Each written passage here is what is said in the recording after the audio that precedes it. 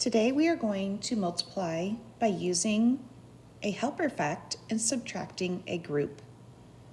Our problem today is 4 times 6, or 4 groups of 6. I know that 4 is very close to 5, so I'm going to use 5 times 6 as my helper fact. I'm going to create an array with 5 rows and 6 in each row.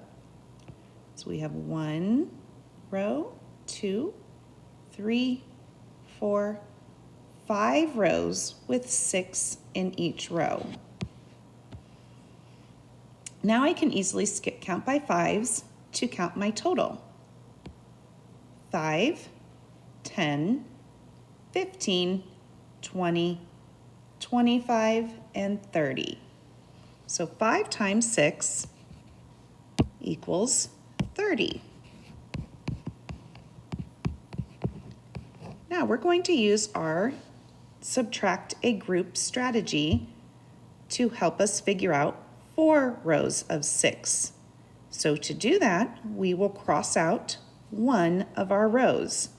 Because I do not need 5 rows, we only need 4. So we can just cross out one row of 6. So now we have taken away 6 x's from the 30 that we have, which leaves us with 24. So now I know 4 times 6 equals 24, or 4 rows of 6 equals 24.